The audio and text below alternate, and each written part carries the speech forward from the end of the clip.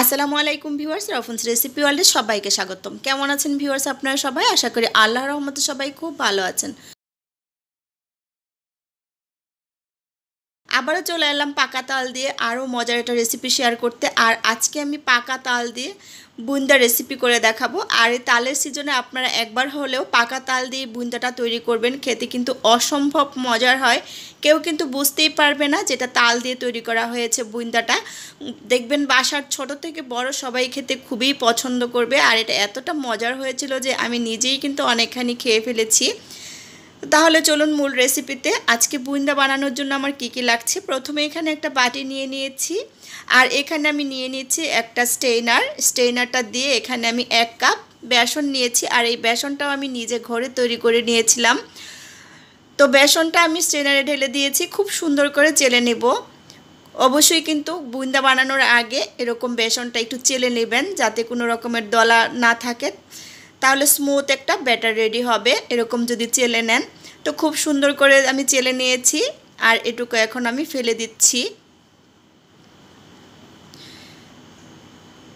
তো চেলে নেওয়ার পর চামিচ দিয়ে আমি খুব সুন্দর করে এভাবে একটু মিশিয়ে নিচ্ছি। এখন আমি অল্প একটু পরিমাণে লবণ দিয়ে দিব, খুব বেশি লবণ দিতে যাবেন না, অল্প একটু লবণ দিবেন। লবণটা দেওয়ার পর আবারও খুব সুন্দর করে আমি মিশিয়ে নিচ্ছি। আর এখন তো ভাদ্র মাস, তালের সিজন, এখন কিন্তু প্রচুর তাল পাওয়া যাচ্ছে বাজারে। আর তালের সিজনে তালের পিঠা খেতে পছন্দ করে না এমন মানুষ কমই আছে। তাল দিয়ে ভীষণ মজার পিঠা বানানো যায়। তো আজকে কিন্তু আমি এখানে আমি তাল নিয়ে নিয়েছি 1 কাপ। আপনারা দেখে বুঝতে পারছেন একদম ফ্রেশ তালটা আমি নিয়ে নিয়েছি। তো তালটা খুবই মজার, একটু তিতা ছিল না। তো তালের রসটুকু আমি দিয়ে দিচ্ছি, 1 কাপ পুরোটাই আমি দিয়ে দিচ্ছি। আপনারা চাইলে কিন্তু হাফ কাপ তালের রস দিয়েও করতে পারেন, তবে আমার মনে হয় যে তালের রস একটু বেশি দিয়ে করলে তালের ফ্লেভারটা হালকা পাওয়া যাবে আর খেতেও অনেক বেশি ভালো লাগবে আর কালারটাও অনেক বেশি সুন্দর আসবে। তো তালের রসটা দেওয়ার পর চামিচ দিয়ে আমি খুব সুন্দর করে ভালোভাবে মিশিয়ে নিচ্ছি। তো অবশ্যই খুব ভালোভাবে এভাবে 4 থেকে 5 মিনিট সুন্দর করে মিশিয়ে নেবেন, তারপর পানি অ্যাড করবেন। প্রথমেই পানি দিতে যাবেন না। তো আস্তে আস্তে ব্যাটারটা একটু সময় নিয়ে রেডি করবেন, তাহলে দেখবেন বুন্দাগুলো অনেক বেশি সুন্দর হবে। তো এখন চামিচটা সরিয়ে নিয়েছি, এখন একটা হ্যান্ড হুইক্স দিয়ে আমি ব্যাটারটা রেডি করে নিব।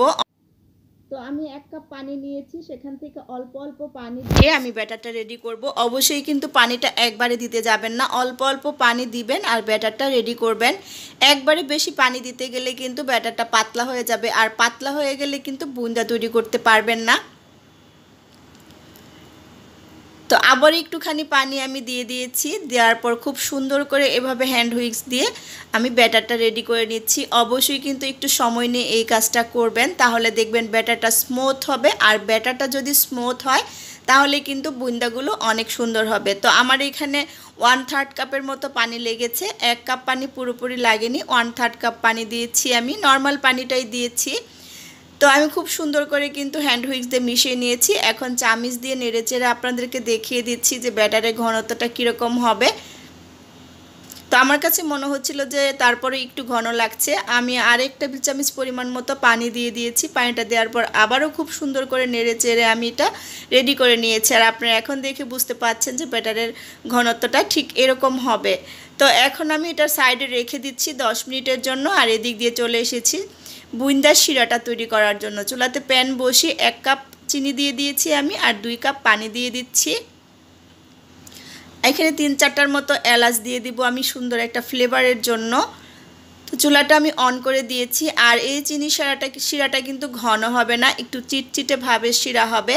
তো 1 চা চামচ পরিমাণ আমি ঘি দিয়ে দিয়েছি সুন্দর একটা ফ্লেভারের জন্য। দেখবেন বাজার থেকে যখন আমরা কিনে বুন্দাটা খাই তখন ঘির একটা ফ্লেভার থাকে, খেতে কিন্তু অসম্ভব ভালো লাগে। তো আমি শিরাটা 4 মিনিটের মতো, 4 থেকে 5 মিনিটের মতো জাল করে নিয়েছি। এর থেকে কিন্তু বেশি জাল করার প্রয়োজন নেই, কারণ এই শিরাটা বেশি ঘন করা যাবে না।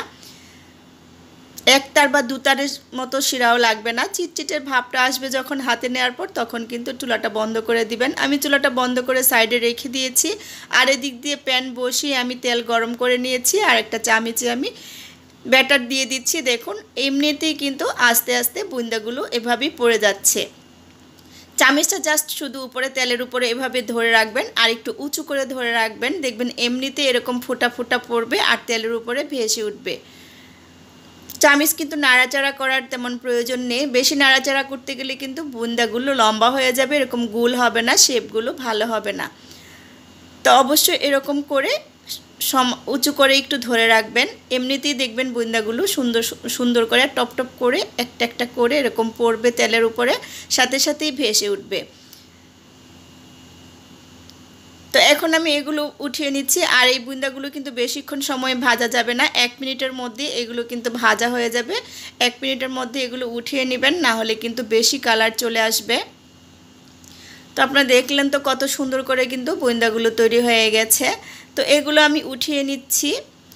তো আবারও আমি চামিচটা ধুয়ে একই রকম করে আবারও দিয়ে দিচ্ছি। অবশ্যই কিন্তু একবার ব্যাটার দেওয়ার পরে চামিচটা ধুয়ে অথবা মুছে নেবেন, তাহলে দেখবেন সুন্দর করে এরকম বুন্দাগুলো পড়বে আর প্রত্যেকটা বুন্দা এরকম গোল গোল হবে। তো সবগুলো বুন্দা দেখুন আমি ভেজে তারপর উঠিয়ে নিয়েছি, অনেকগুলো বুন্দা হয়েছে। আর আমার তো বুন্দা এমনিতে অনেক বেশি পছন্দ, রোজার মাসে কিন্তু প্রতিদিন ইফতারিতে এরকম বুন্দা থাকলে অনেক বেশি ভালো লাগে খেতে। তো চিনির শিরাটার মধ্যে আমি বুন্দাগুলো দিয়ে দিয়েছি। চিনির শিরাটা এখন হালকা কুসুম গরম আছে, কুসুম গরম থাকা অবস্থায় আমি বুন্দাগুলো দিয়ে দিয়েছি আর চামিচ দিয়ে খুব সুন্দর করে নেড়েচেড়ে দিচ্ছি। আপনারা দেখে বুঝতে পারছেন যে কতটা সুন্দর হয়েছে কালারটা বুন্দার।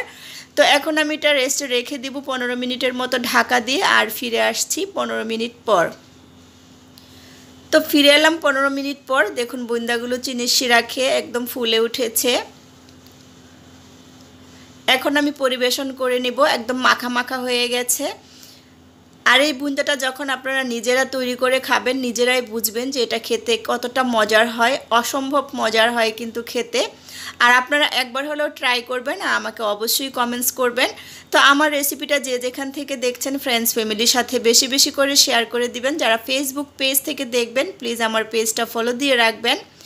আর যারা আমার চ্যানেল থেকে এই ভিডিওটা দেখবেন প্লিজ আমার চ্যানেলটা সাবস্ক্রাইব করে পাশে থাকা বেল আইকনটা ক্লিক করে দিবেন। আর আপনারা তাল দিয়ে কীরকম রেসিপি দেখতে চান, কোন রেসিপিটা দেখতে চান পিঠার, অবশ্যই আমাকে কমেন্টস করবেন, আমি চেষ্টা করব আপনাদের সাথে শেয়ার করতে। আর আপনারা বরাবরই আমার পিঠার রেসিপিগুলো পছন্দ করেন, ডেজার্টের রেসিপিগুলো, সেজন্য আমি চেষ্টা করি পিঠার রেসিপি শেয়ার করতে। তো আমার নতুন আরেকটা চ্যানেল আছে, সেই চ্যানেলে আমি ভিডিও শেয়ার করি, আপনারা চাইলে সেখান থেকেও ঘুরে আসতে পারেন। তো আজকের মতো বিদায় নিচ্ছি, আবারও দেখা হবে নতুন কোনো রেসিপি নিয়ে। সে পর্যন্ত সবাই ভালো থাকবেন, সুস্থ থাকবেন। আল্লাহ হাফেজ।